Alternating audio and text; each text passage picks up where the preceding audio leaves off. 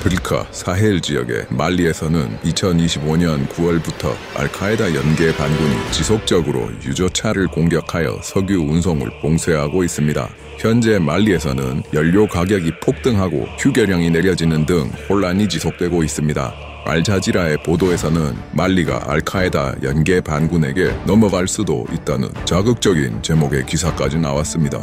2025년판 글로벌 테러리즘 인덱스에 따르면 2024년에 발생한 모든 테러 공격으로 인한 사망자의 51%가 사헬 지역에서 발생했습니다. 사헬 지역에서도 말리, 부르키나파소, 니제르가 가장 큰 피해를 입고 있습니다. 10월 28일 말리 주재 미국 대사관은 미국 국적자들에게 말리에서 즉시 출국하라는 권고를 내렸고 미국 공무원들 중 비필수 인원에 대한 출국 명령을 내립니다.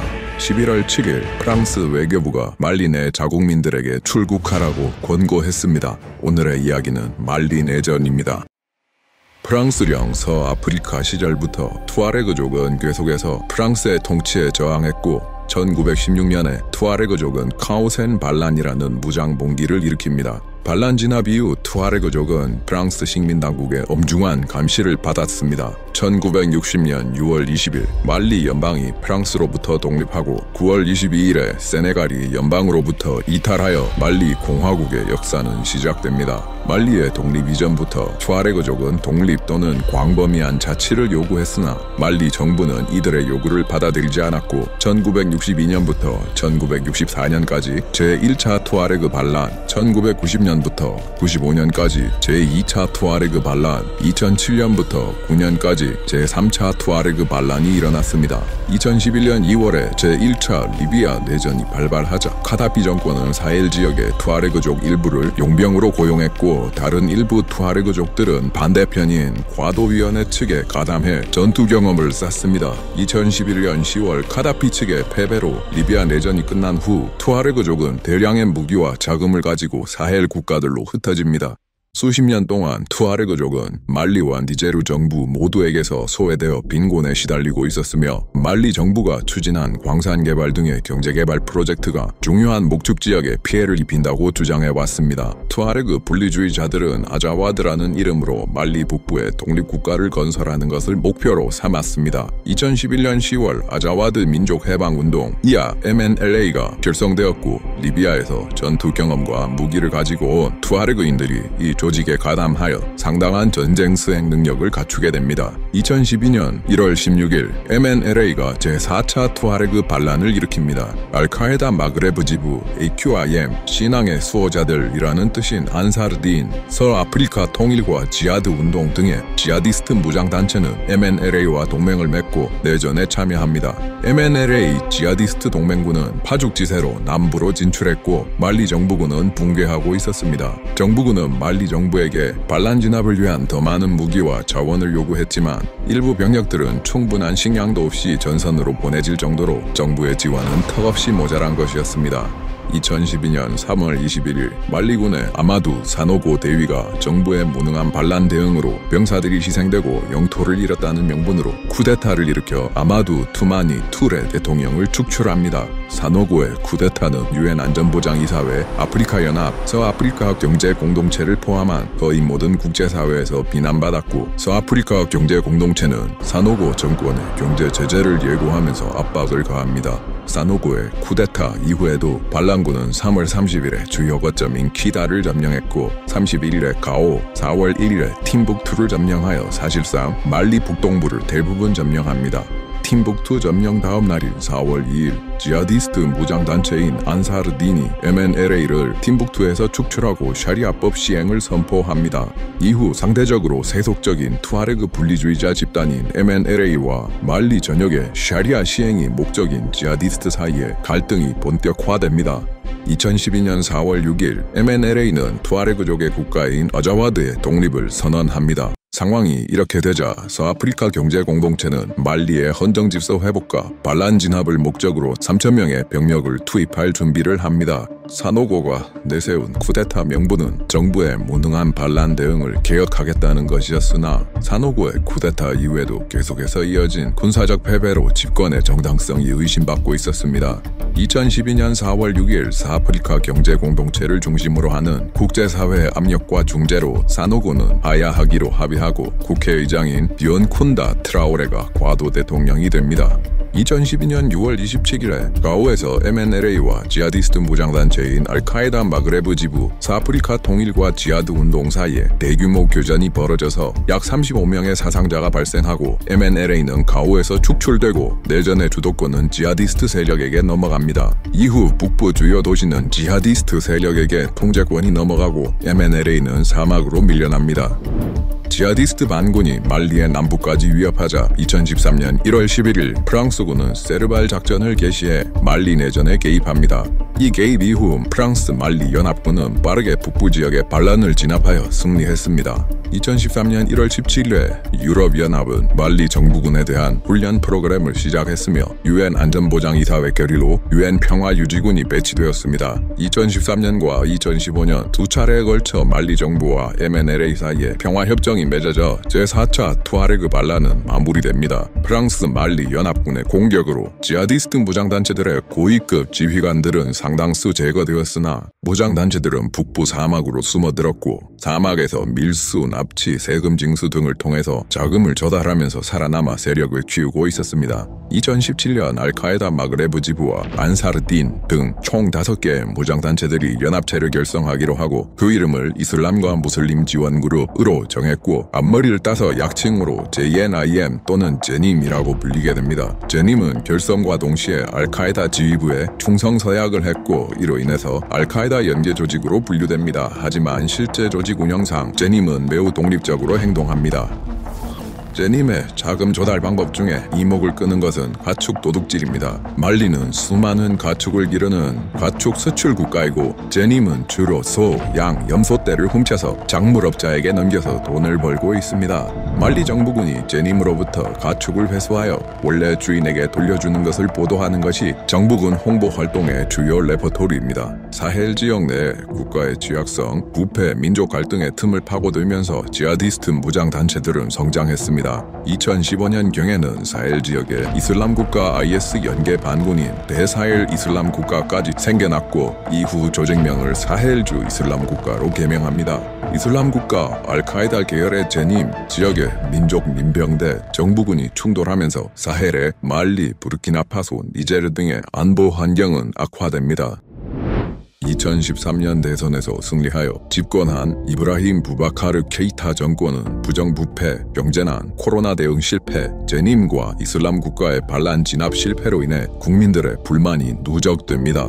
2020년 3월에 실시된 총선 결과가 여당에 불리하자 4월 30일에 말리 헌법재판소는 야당이 승리한 31개 선거구의 선거 결과를 무효화하고 여당 측으로 10석을 재배정했고 야당 및 시민사회 주도로 케이타 정권의 퇴진을 요구하는 대규모 반정부 시위가 발생합니다. 말리 정부군 내부에서도 제님과 이슬람 국가 IS의 반란이 일어나고 있는 북부 전선에서 계속되는 희생과 정부의 부실한 장비 지원과 부적절한 지휘에 대해서 불만이 누적됩니다.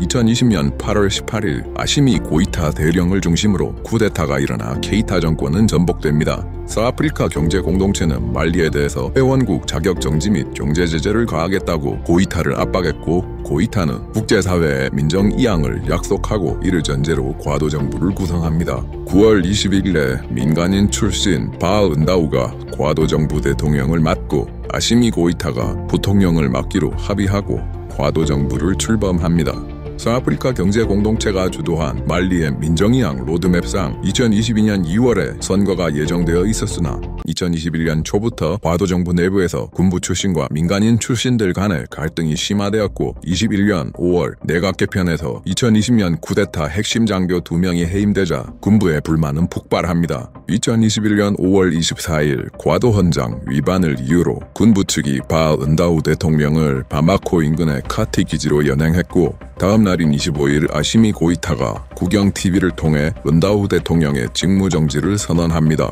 5월 28일에 말리 헌법재판소는 고이타를 과도 대통령으로 공식 인정하면서 제2차 쿠데타를 합법화합니다. 2020년대 사헬 지역의 다른 국가들에서도 제님과 이슬람 국가의 활동이 증가하면서 치안이 악화되고 지방행정은 붕괴했습니다. 사헬 국가들의 군부는 장기화된 반란 진압 작전으로 인한 피로와 정부의 부적절한 장비, 지휘, 보급 문제 등으로 내부적으로 불만이 쌓여가고 있었습니다. 이 와중에 2021년 5월 말리 쿠데타가 발생하자 이웃 국가들에서도 쿠데타가 발생합니다. 부르키나파소에서는 2022년 1월 폴 알리 산다오고 다미바 중경이 제1차 쿠데타를 일으켜 정권을 장악했고 같은 해 9월 30일에 이브라임 트라오레 대위가 제2차 쿠데타를 일으켜 다미바 중령을 축출한 후 현재까지 집권 중입니다. 니제르에서도 2023년 7월 26일에 압두라 하만의 치아니 장군이 쿠데타를 일으킵니다. 니제르 쿠데타에 대해서도 사아프리카 경제공동체는 기존 정권의 복원을 요구했고 일주일 이내 미이행 시 니제르에 군사 개입을 하겠다고 치아니 장군을 압박합니다. 이때 말리와 부르키나파소의 군사정권인 니제르의 군사정권과 연대하여 사아프리카 경제공동체가 군사 개입 시 니제르의 군사정권과 함께 맞서 싸우겠다고 반발하여 사아프리카 경제공동체의 개입은 보류됩니다. 쿠데타로 집권한 말리, 부르키나파소, 니제르는 공통적으로 반서방 감정을 부추기고 이를 정치적으로 활용했고 반서방적 외교 정책을 취합니다. 말리에서는 2022년 8월에 프랑스군이 철수를 완료했습니다. 말리 군정의 외교부 장관은 2023년 6월에 유엔 안전보장 이사회에서 유엔 평화유지군의 철수를 공식 요청하였고 2023년 말까지 단계적으로 철수해 말리에서 서방의 개입이 사라집니다. 그리고 서방의 대안으로 말리, 부르키나파소, 니제르가 선택한 안보 파트너는 러시아와 바그너 그룹이었습니다. 2021년 말 또는 22년 1월부터 1000명에서 2000명 사이에 바그너 병력들이 말리에 배치됩니다. 2023년 6월 프리고진의 반란 이후 러시아의 푸틴 정권은 아프리카의 바그너 그룹을 국방부가 직접 통제하는 공기업 성격의 PMC 아프리카 군단으로 교체하려고 추진했으나 말리의 바그너는 러시아 국방부의 교체 압력에 25년까지 저항했습니다. 2021년 12월부터 말리군은 바그너 그룹의 협력하에 제님과 투아레그 반군의 거점을 압박하고 도로 축선의 통제 회복과 행정조직 복원을 목적으로 켈레티기 작전을 개시해 대대적인 공세에 나섭니다. 2015년 투아레그와 정부 사이의 평화협정 이후 정부 측에서 약속한 자치, 연방제 등이 지켜지지 않았고 2023년 8월 베일에서 바그너 그룹 및 정부군과 투아레그 분리주의 단체 사이에 대규모 무력 충돌이 발생합니다. 2023년 10월에는 키달에서 유엔 평화유지군이 철수하면서 생긴 빈 기지를 투아레그 분리주의자들이 점령했고 2023년 11월 10일 정부군과 바그너 그룹이 키달을 공격해 14일에 탈환하는 데 성공합니다. 고이타 정권은 이 성과를 대대적으로 선전합니다. 이 시점부터 내전의 판국은 크게 봐서 정부군, 제님, 이슬람국과 투아레그 분리주의 단체 사파전이 됩니다. 말리에서의 바그너 작전이 항상 성공적인 것만은 아니었습니다. 24년 7월 25일에 바그너 그룹과 말리 정부군이 말리 북동부 국경지대 틴자와텐이라는 곳에서 투아레그 반군의 매복 공격을 받아 큰 피해를 입습니다. 자료에 따라 러시아 측 전사자 규모는 다르지만 20명에서 80명 규모의 바그너 전사자가 발생했습니다. 말리 정부가 선전 목적으로 강조하는 몇몇 승리를 제외하고 보면 바그너 그룹의 개입 이후 말리의 안보 상황은 더욱 악화됩니다. 바그너 그룹과 말리 정부군은 대테러 작전의 명목으로 민간인들을 대상으로 각종 잔혹 행위를 저질렀다는 의혹이 유엔과 인권 전문가들 사이에서 여러 차례 지적됩니다. 이런 잔혹한 진압 전술은 민심을 이반시켰고 제님이 지역민들에게 정부군과 바그너로부터 지역을 보호해주겠다고 약속할 때 제님의 통치에 협조하거나 제님에 가담하게 되는 원인이 됩니다. 고이타 정권의 반란 진압 작전은 성공적이지 못했고 제님은 계속해서 팽창해서 북부 사막지대를 넘어서 중부 지역까지 진출합니다. 이후 제님은 인구가 밀집되어 있고 경제적으로 중요한 서부와 남부를 포함한 말리 전국을 공격할 수 있게 되었고 그 횟수와 강도가 점점 높아지게 됩니다. 23년 9월에 말리, 부르키나파소, 니제르는 상호 방위 협정인 사헬 동맹을 창설하고 24년 1월에 사아프리카 경제 공동체를 탈퇴하겠다고 공식 통보합니다. 말리의 군사 정권은 집권 초기부터 제님과 이슬람 국가의 봉기를 진압하여 치안을 개선하겠다고 약속했고 중부와 남부까지 반란이 퍼져나가는 상황에서도 수도 바마코는 집권 이전보다 더욱 안전해졌다고 하는 것이 고이타 정권의 내러티브였습니다. 24년 9월 17일 2015년 이후 거의 9년 만에 수도 바마코에서 제님이 세누 공군 기지와 헌병대 학교를 공격합니다. 또한 제님은 대통령 전용기 엔진에 불을 질렀다고 주장하는 영상을 공개합니다. 그 영상이 대통령 전용기가 맞는지 여부에 대해서 말리 정부는 긍정도 부정도 하지 않았습니다. 수도 바마코에 대한 직접 공격은 고이타 정권이 주장해온 안보서사에 충격을 주었고 정권의 신뢰도에 타격을 입힙니다. 2025년 4월 24일 고이타 정권의 고위층의 부패 혐의를 폭로하고 2023년 개헌 투표의 정당성에 의문을 제기하던 말리의 유력 야권 인사 마마두 트라오레가 자택에서 체포됩니다. 이어서 과도 정부의 여당 성격 조직인 국민과의 대화는 고이타 대통령의 임기를 5년 연장하고 모든 정당을 해산할 것을 제안했습니다. 이런 임기 연장 시도와 정당 활동 금지 조치에 반발하여 전국에서는 대규모 민주화 시위가 발발합니다. 5월 7일 고이타 정권은 공공질서를 이유로 정당의 모든 활동을 무기한 중단시키고 5월 13일 정부는 전국의 모든 정당을 해산했습니다. 5월 14일 말리 방송통신위원회는 민주화 시위를 보도했다는 이유로 프랑스 TV 채널에 방송 금지령을 내렸습니다. 25년 6월 6일 말리의 바그너 그룹은 말리에서의 임무 완료를 선언하면서 말리에서 철수를 승리의 역사로 포장했습니다. 이후 러시아 국방부가 직접 통제하는 공기업 PMC 아프리카 군단의 활동이 본격화됩니다.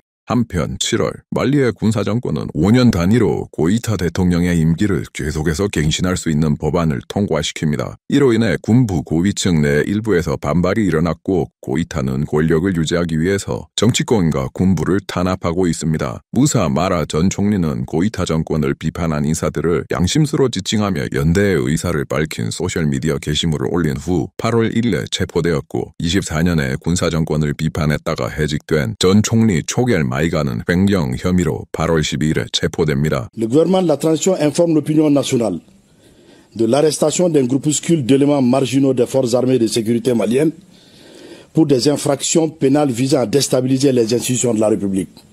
8월 초에는 말리 군 장성 출신으로 2020년부터 25년까지 모프티 주지사를 역임한 인물인 아바스 덴벨레 장군과 공군 장성 네마 사가라 장군과 수십 명의 장교들이 외국의 지원을 받는 쿠데타를 계획했다는 혐의로 체포당합니다. 아바스 덴벨레 장군은 25년 5월에 디아파라베 마을에서 반정부 시위에 나선 민간인 20명에서 30명을 말리 정부군과 러시아 용병들이 초법적으로 살해했다는 의혹에 대한 조사를 정권 고위층에 제기한 후 25년 5월에 직위 해제당한 인물입니다. 외신과 말리 야당 인사들은 고이타 정권이 주장하는 이 쿠데타 혐의에 대해서 의심하는 의견이 많습니다.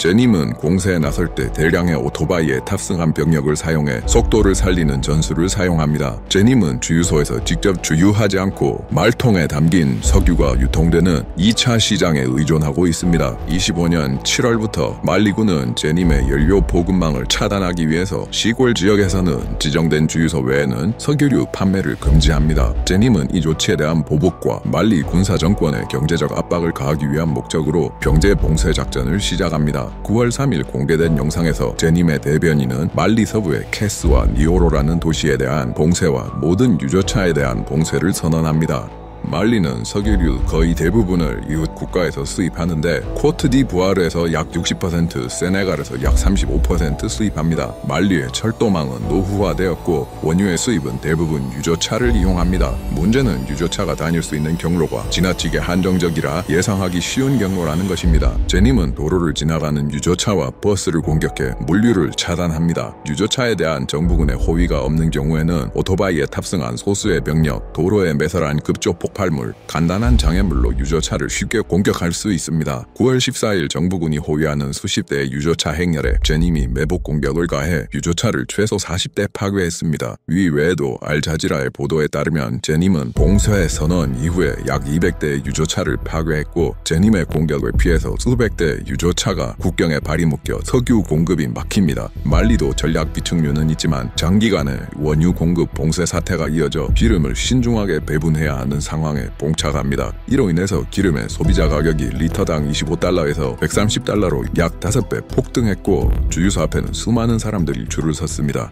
석유 봉쇄로 화력 발전에 연력이 떨어진 말리 국영전력회사는 지역별로 하루 중에 6시간에서 12시간까지로 전력 공급을 제한합니다. 말리 교육부는 휴교령을 내려 초중고 대학교가 휴교했고 경제는 붕괴하고 있습니다. 10월 7일 정부군의 호의를 받는 300대 유조차가 바마코에 도착했다고 발표합니다. 유조차 300대분의 기름은 파국은 맞고 일시적으로 급한 숨통을 틔우는 정도였습니다. 이후에도 석유 봉쇄로 인한 경제적 압박은 계속됩니다. 이런 상황에서 말리의 한 국회의원은 연료 부족으로 인한 민생 파탄의 책임을 운송업계에 돌리려고 시도합니다. 말리의 국회의원 아부바카르 시디키 폼바는 유조차 운송업체와 운전사들이 제님과 결탁했다고 비난했습니다. 연이은 제님의 공격으로 때로는 목숨까지 잃어가면서 위험한 임무를 수행하던 중에 국회의원의 비난을 받아 격분한 트럭 운수노조는 10월 19일에 성명을 발표해 유조차 운행 중단과 명예훼손 소송을 하겠다는 의사를 밝혔습니다. 그러나 다음 날인 10월 20일에 국회의원이 공개 사과를 해서 이 갈등은 봉합됩니다. 상황이 유리해지자 제님은 정부군의 봉쇄에 대한 보복이라는 당초의 목표를 이탈해 합법적인 통치 권력으로 인정받으려고 시도합니다. 제님의 대변인은 10월 17일에 발표된 영상에서 군사정권이 붕괴하거나 전국적으로 샤리아법이 시행될 때까지 봉쇄를 계속하겠다고 발표합니다. 또한 이 성명과 함께 발표된 포고문에서 여성의 히잡 착용과 남녀의 좌석 분리 등을 요구했습니다. 많은 전문가들은 현재 상황에서 제님이 정면전으로 수도를 차지하고 정부를 전복할 능력은 없는 것으로 판단합니다. 제님의 전투원 수는 사헬 전역을 합산해서 보수적인 추정치로 5,000명에서 6,000명이고 많이 잡아도 1만 명을 넘지 않을 것으로 추정됩니다. 이에 반해서 말리 정부 측은 정부군 병력만 4만에 친정부 민병대 수천 명에 러시아 용병 아프리카 군단 1,000명에서 2,000명 사이의 병력이 있습니다. 봉쇄 시작 후 말리 정부군은 계속해서 제님에 대한 공격을 성공했다는 발표를 하고 그 영상을 다수 공개하고 있으나 정부군의 개별적 전투에서의 승리는 큰 흐름을 바꾸지 못하고 있습니다. 그 후 10월 29일 또는 30일 밤에 수십 대 규모의 유조차 행렬이 말리군의 호위를 받으면서 수도 바마코에 들어왔다고 정부의 선전 매체에서 대대적으로 선전합니다. 말리군의 공세가 결정적으로 제님을 패배시키지 못하는 상황에서 봉쇄의 장기화는 국민들 사이에서 아시미 고이타 군사정권의 정치 역량에 대한 회의감을 확산시키고 민심 이반을 가속화시켜 정치 위기 또는 쿠데타를 촉발할 위험이 있습니다. 그렇다고 제님의 요구를 들어줘서 자치권과 징세권을 쥐어준다면 군사정권의 기반은 흔들리고 고이타 정권의 통제력은 추락할 것입니다. 그리고 지하디스트의 반란과 무기력한 군사정권 사이에서 말리 국민들의 고통은 계속되고 있습니다. 오늘의 이야기는 여기까지입니다. 구독과 좋아요 부탁드립니다.